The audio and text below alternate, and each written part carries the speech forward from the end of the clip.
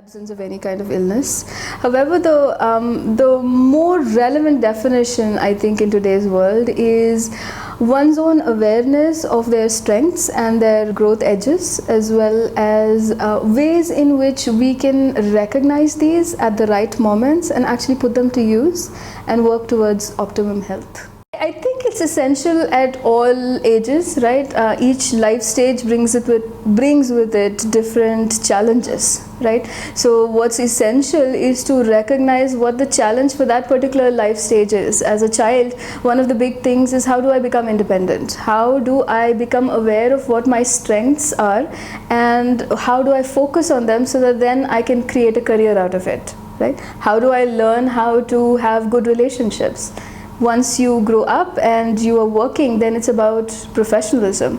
And then it's marriage, then it's creating a life together with a family and your own family, and then the issues of old age, right? So each age brings with it different mental health challenges, and I think it's important to be disciplined in all of those different stages, and that it's necessary at each time to give it the focus that it requires. You don't talk about being healthy during childhood and hope that it'll sustain into old age, right? So similarly, I think it's essential in each life stage to be able to pay attention to it. I think that's the part that's missing today, is that we assume that mental health will take care of itself, or that the people around us will somehow prod us along, that we will feel better, right? Earlier there used to be family, there used to be maybe a spiritual discipline that would carry us forward.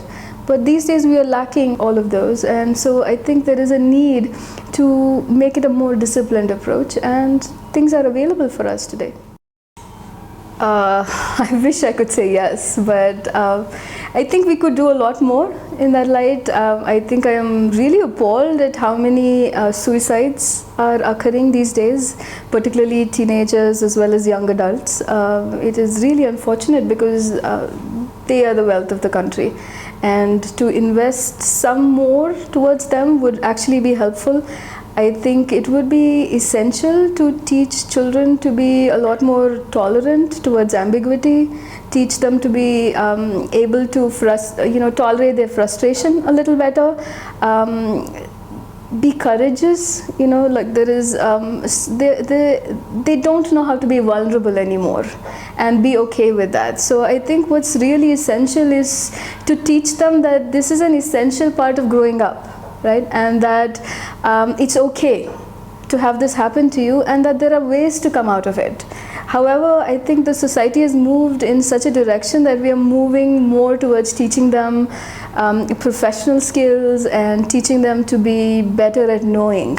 Yeah, you can talk to any high school student these days, and they will be able to give you facts about everything.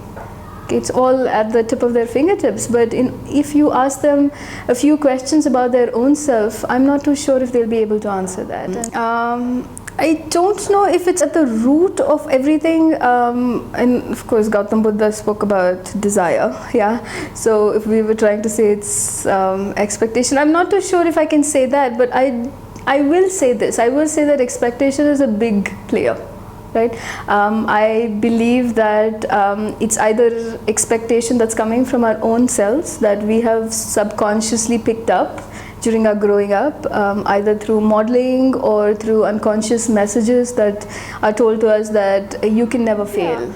I think one of the things that's really essential, and one of the things that we're really losing out on, are effective social relationships. Our ability to be able to develop good interpersonal skills is something that we are losing out on.